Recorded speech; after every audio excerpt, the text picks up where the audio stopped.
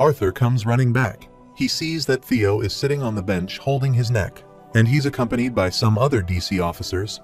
Arthur asks what happened and if he is alright.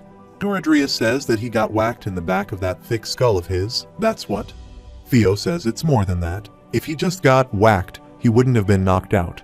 It had to be a strike from a powerful augmenter. Curtis says he got ambushed while talking to two students. They were gone by the time they got here. Arthur asks if he thinks that it was one of their friends that helped them. Theo replies that a normal student wouldn't be able to knock him out with just one hit. Arthur says it might be someone like Marquand. Theo says yes, and he thinks that he managed to barely graze him before he blacked out. Arthur asks Sylvie didn't Kai had an injury on his arm. She says that she thinks so. Theo asks Arthur why he's coming from Kai's area. Arthur thinks that telling them about the hooded guy won't do any good right now, especially for Theo. Arthur says nothing much. Everyone look at each other. Theo says that he knows it seems like Kai doesn't do much, but he can trust him to carry his own weight. In the morning, Arthur sits in class with Emily, and he thinks that in the end, they won't find Theo's attacker. Gideon looks at what Arthur is doing. Arthur thinks that Kai wasn't able to find the hooded guy, and it still bothers him that Kai called out his name so loudly. Gideon and Emily are both wondering what Arthur is doing. Gideon asks Arthur what he's doing, and Arthur gets startled, looks down at the project, and thinks that it is such a mess. Gideon walks away and says that he thought he was on the verge of another groundbreaking invention or something. Emily asks Arthur if something is wrong. Arthur says it's nothing. He's just a little bit tired from the disciplinary committee. Arthur thinks that he should focus more. He barely remembers what happened in his first two classes. Emily shows Arthur her bag and says that she brought something good for him. Arthur looks at the light-producing artifact, and he excitedly tells Emily that she is the best. After some time, Professor Glory trains the students in her class. Arthur is sitting aside again. He thinks that he can't believe even after being involved with Marquand, all Lucas got was a few days suspension. Sylvie says that Mama isn't here, and Arthur tells her to stop pouting. They are meeting her in the training room later tonight anyway. Sylvie is happy to hear that there's no patrol duty tonight. Arthur pulls her cheek and asks if she hates it that much. Arthur sees Professor Glory walking towards him. She sits near Arthur, and he asks if something is wrong. She tells Arthur that the council has banned excursions into almost all of the dungeons she usually takes her classes to while the Lances are investigating something. Arthur asks if there won't be a trip this semester. She replies there still will be, but it might be a lower level compared to the ones she's used to taking her students. She winks at Arthur and says just don't blame her if the dungeon is too easy for him. After some time, Arthur is training with Tess, and they are both tired. Arthur tells her that they should end it here today and cool off for a bit. Arthur and Tess are sitting with their feet inside the pool, and Sylvie and Tobai are also relaxing in the pool. Arthur asks Tess how she is feeling these days and if there are any rejection symptoms from the beast, and she replies that she has not since that time during their team fighting mechanics class with Professor Glory. Arthur says that is good. He tells Tess to just be sure to let him or Director Goodsky know if something does feel off since Gramps won't be back from Elenoir for a few weeks. Tess stretches and says she will. Arthur says that assuming nothing bad happens with their current rate, she should be fully assimilated in a few weeks. Suddenly Tess splashes water on Arthur's face. He asks what was that for. Tess says to help him cool off. Tess says that they are finished with her assimilation training today, and it's still their lunchtime, so he should relax. Arthur also splashes water on her face and says that she was still sweaty, so he wanted to help her cool off too. They both start throwing water at each other. After a while, Tess is drenched in water, and she says that she has cooled down enough. Arthur says same. Arthur touches her hand and Tess starts blushing.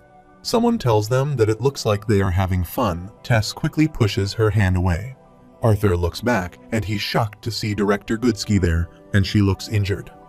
Tess starts running towards her and asks what happened, Master. She tells Tess that there's nothing to be worried about. Goodsky tells them that she wanted to stretch these old bones, so she stopped by the Mages Guild and had a lively sparring session. Arthur says that he thought she was meeting with the council. She asks if she is not allowed to make a quick detour after to relieve some stress.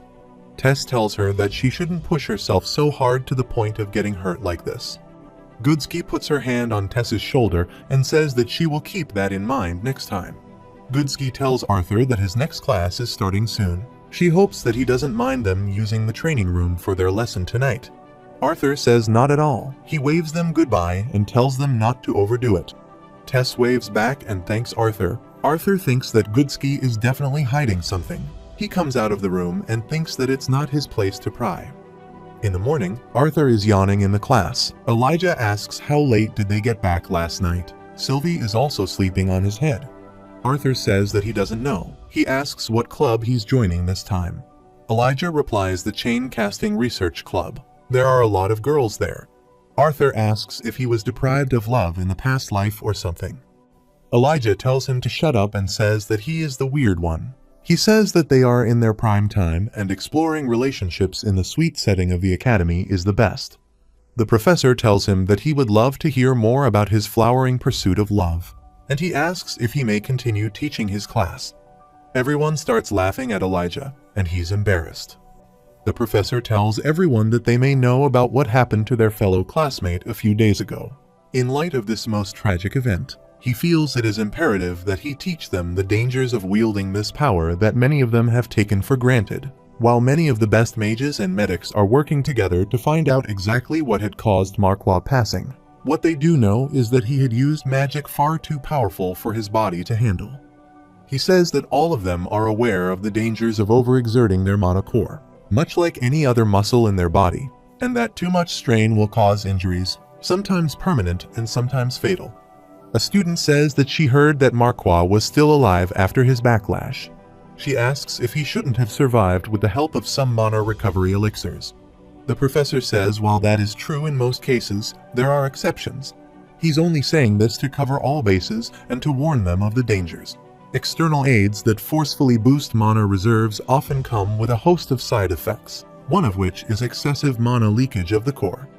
Arthur thinks that doesn't explain his deranged behavior and the markings that leaked mana engraved on his back. After some time, Arthur is teaching his class and says good afternoon to the students. Arthur says that since none of them have come close to succeeding in what he demonstrated a few days ago, he will start today's class by giving them all a hint. Arthur tells Lester to come down. He comes down, and Arthur tells everyone to imagine for a moment that the mighty Lester here is his opponent. Arthur says that being an augmenter, but afraid to get close to his intimidating form. He chooses to hit him with a long-range spell instead. Arthur crumbles a piece of paper and says that this is the spell he prepared, the normal one they are used to seeing. He blows his breath on the paper and attacks Lester with it, but the paper falls before reaching him. Arthur says this time he'll prepare the work he showed them last time. He rolls a piece of paper and blows his breath from one side. The crumbled piece of paper strikes Lester on his head. Arthur says that's very big hint for augmenters.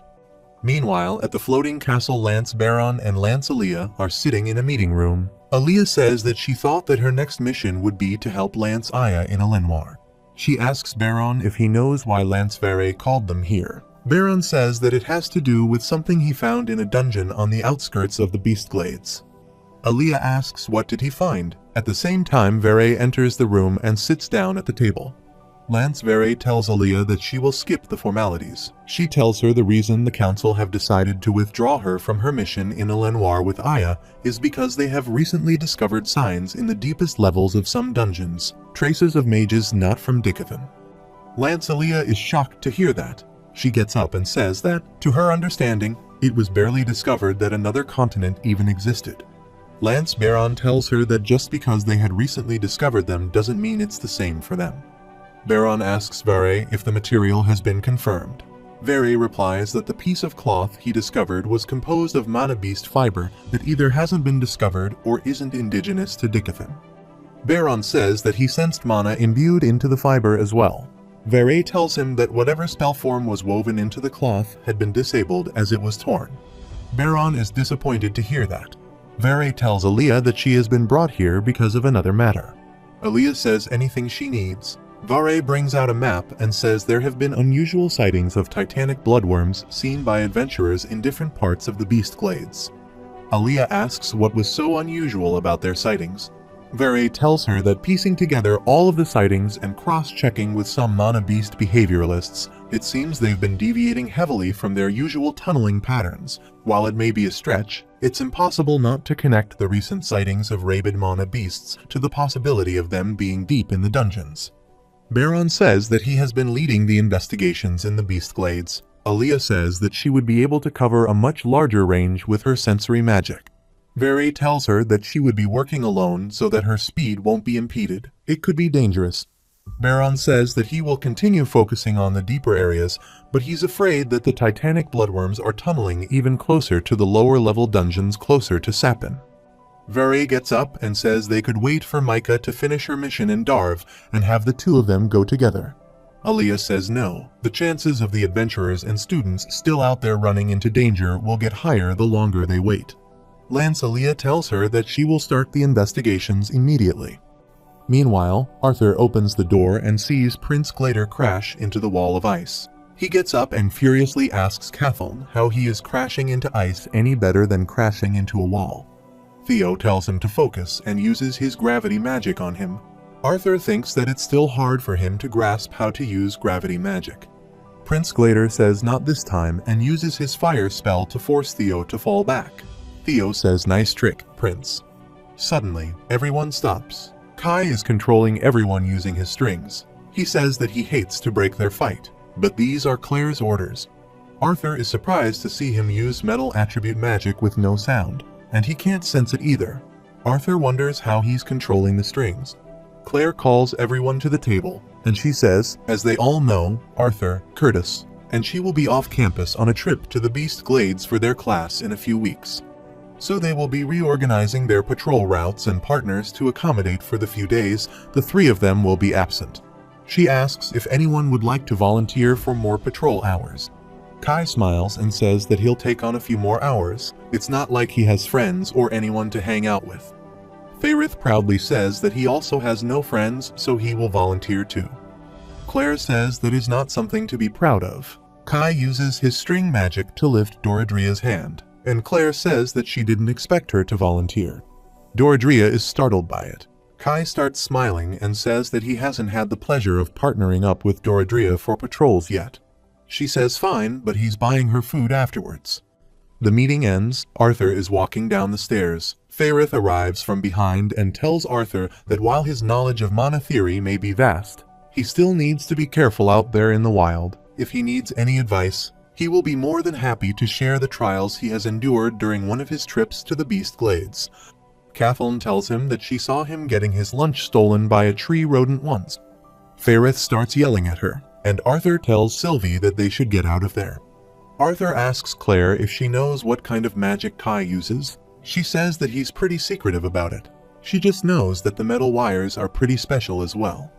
Arthur says maybe the wire itself is able to hide the mana attribute of his spell. Kai asks Arthur if he is starting to take an interest in him. Arthur says he is, and he asks how he controls his metal wires. Kai smirked and told him that he could tell him, but that he would have to kill him. Arthur asks if that is a threat. Claire comes between the two and says that's enough. After some time, Elijah is training with Tobai. He uses earth spikes, but Tobai destroys them. Elijah then uses another attack, and it hits Tobai. Tobai falls on the ground. Elijah is about to finish Tobai with a large boulder, but Tobai shoots fire from its hand. Elijah is shocked to see that. Arthur saves Elijah from the attack. He asks Arthur since when did Tobai shoots fire. Arthur says that he doesn't know. He says that Gideon likes sneaking in here and adding surprise features to Tobai to try and throw him off. Elijah looks at Tobai and says it's so interesting, though he wants to watch Professor Gideon work on Tobai one of these days.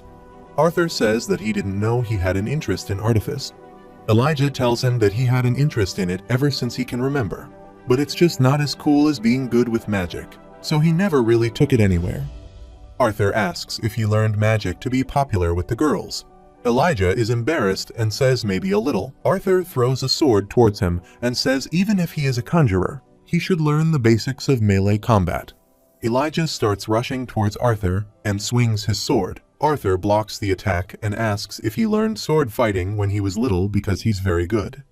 Elijah says that it is hard to believe when he's blocking everything so easily. Arthur thinks that he is using swings with little wasted movement, and his footwork is also stable. With some training, he could become a very strong swordsman.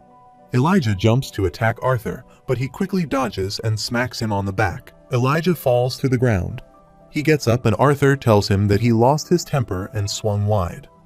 Elijah looks at Arthur and sees a shadow of a person behind. He grabs his head and starts screaming. Arthur asks if he is okay. Elijah wonders what is happening. Arthur says, "Let's go to the medic ward." Elijah tells him that he is fine. It was just a headache from the faceplant he did. He smiles and tells Arthur that he is going to wash up first and he'll see him in the dorm. Arthur waves at him and says that he will see him later. After a few weeks, Arthur sits in the training room after defeating Tobai.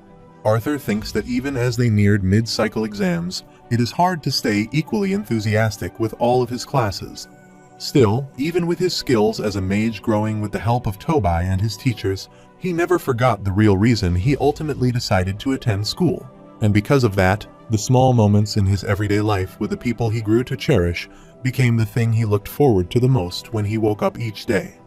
After some time, Arthur and Elijah are walking together. Arthur is talking to him, but Elijah is zoned out. Arthur waves his hand at his face. Elijah asks what he said, and Arthur says that he has been a little bit out of it these days. Elijah turns his head and says it is nothing. He's just worried about the exams. He asks Arthur if he has the Beast Glades excursion tomorrow with Professor Glory's class, and he tells him not to overdo it on his training with Tess. Elijah walks away and says that he will see him later. Arthur says okay. Sylvie tells Arthur that he seems mad at Papa these days. Arthur says so she can feel it too. After some time, Arthur and Tess are present in the training room. Arthur tells her that the integration of her beast will to the mana core is looking a lot more stable lately. Tess says that it's all a sign that the mana beasts they will fight won't stand a chance against her. Arthur flicks her forehead and tells her not to get full of herself. He tells her that she's probably not even at half of her usual strength because of the assimilation process. Tess pouts and says this is coming from the guy heading straight into the Beast Glades while restraining his two most powerful elements. Arthur says the difference is, he can always remove his limiter, but she can't. Tess says she knows, but he doesn't need to baby her so much. She's still a year older than him. Arthur says that he knows that. He starts teasing her by mimicking Tess when she was a child. Tess tackles him on the ground and Arthur starts smiling. Tess tells him that he asked for this and starts hitting Arthur. Virion arrives there and says that he wanted the two of them to get closer, but he didn't think he would be waking into this. Tess asks what he's talking about. She quickly realizes that she's sitting on Arthur and jumps away from him. Arthur asks Virion what he's doing back in Xyrus. He thought he would be locked up in meetings with the council. Virion replies that he just escaped for a quick breather to check up on his precious granddaughter, who is apparently all grown up now. Tess starts blushing. She pulls his beard and tells him to stop making things embarrassing for her. Virion says that hurts. Virion tells Arthur that he is a little worried since the dungeon excursion is tomorrow. He originally wanted to have Cynthia keep an eye on her just in case her core flares up, but she's out, and he was hoping he could be with her until his field trip tomorrow. Arthur says normally it wouldn't be a problem, but he promised to visit his family tonight so they can spend some time together before the excursion. Virion tells him that is perfect. He can take the little one along. Tess is surprised to hear that. Arthur says there is no way he will not fall for whatever he has planned. He can already imagine how his parents will react if he brings Tess home with him. After some time, Arthur and Tess travel together to his home. They arrive at the house, and Arthur says that he can't believe he brought her with him. His mother opens the door and says it is about time they got here. Arthur asks how she knew that Tess was coming. She opens the door, and there are some presents inside. His father says they have a suspicion. Ellie pulls Tess inside and tells her to come inside. She wants to show her how good she has become at the bow. Ellie says that Helen has been training her every time the twin horns visit. Arthur starts smiling to look at everyone's happy faces. Meanwhile, Lancelia is looking for the clues inside a dungeon. She thinks that Lancevere was right. There's no way the Titanic bloodworms are moving on their own accord based on the pattern of the tunnels. They all seem to be converging to this area and leading further down and east toward the Grand Mountains. Lancelia starts running towards one of the tunnels inside the dungeon. She suddenly stops herself from falling down a cliff and sees a Hades serpent. She wonders why does it have horns and the coloring. It's only been recorded as gray with blue fire along its back, and for a species that doesn't even care for its offspring, it doesn't make sense for it to be guarding something like a tunnel. Aaliyah conjures a communication device and tells Vare that she has visualized an abnormal Hades serpent guarding a tunnel that's emanating large quantities of mana. Vare asks if she is sure that it is the source and says that she will go by her judgment. Aaliyah says that based on the similarity of its coloring compared to the other deviant mana beasts that have been sighted, she believes it is, so she's requesting backup. Vare tells her that she has 50 battle mages ready to be teleported to the nearest gate. Stand and wait for further instructions. Meanwhile, at Arthur's home the servants are arranging the table. Arthur is carrying Lilia's father. Lilia tells her father if he keeps getting drunk every time she comes home, then she's going to stay at school. Her mother tells her that her father might actually cry if she stops visiting. Lilia asks if she knows how embarrassed she was while he told all of those stories in front of student council president. Lilia asks where did Tess go anyway. Arthur tells her that Tess wanted some fresh air, so his mother went with her to make sure she didn't get lost. Arthur asks his father if he's going to take Ellie up to her room. His father hands her to him and says that the big brother should do it.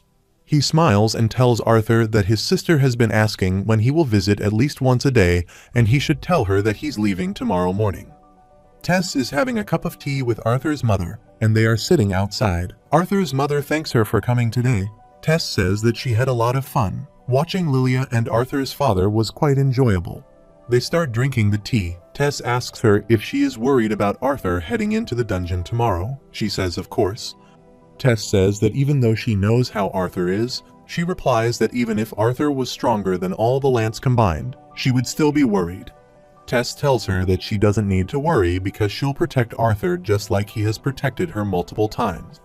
Alice tells her that it is so sweet of her, but she shouldn't do that because she's also a precious daughter to her parents, and they would be devastated if something happened to her. She trusts her son to take care of himself. Alice starts feeling cold and asks Tess if she wants to go inside. Tess thanked her for showing her around and said that she would stay out there a little longer. Alice went inside. Arthur is putting Ellie to bed. She starts rubbing her eyes and asks what time it is. Arthur says that it is still nighttime. Ellie asks when he's leaving, and he tells her it's tomorrow morning. She asks if he can't stay longer. Arthur smiles and says no, but he will be back for a week after the dungeon field trip. Ellie says fine, then tells her a few stories. Arthur says that he has to get up very early. Ellie pats on the bed. Arthur says fine. He sits on the bed and asks what story did she want to hear. Ellie says that he never finished his story about how he became a professor.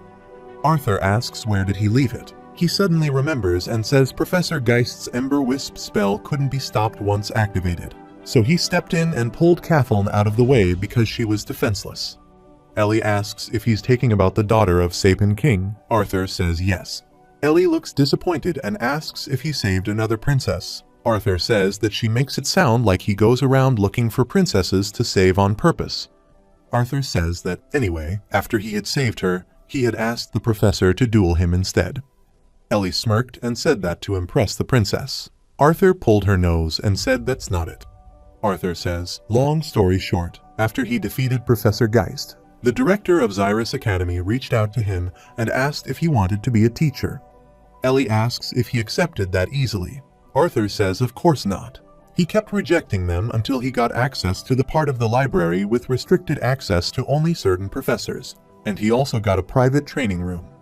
Ellie asks if he is a good teacher. Arthur says, of course, some students who aren't even in his class come to watch. Ellie sleeps while talking to Arthur. In the morning, Reynolds yaws. Alice asks him if he has seen Arthur, and he replies that maybe he's eating breakfast. She asks if Ellie is awake, and they go to check out if she's awake. They start smiling after peeking inside the room because Arthur, Ellie, and Sylvie are sleeping on the bed. After some time, Professor Glory tells everyone to get with the teams. Arthur tells Sylvie that she should use this time to get some hunting done while they are down in the dungeon. Sylvie asks if he is sure. Arthur says, of course, it's a low-level dungeon, and Professor Glory will be with them the entire time.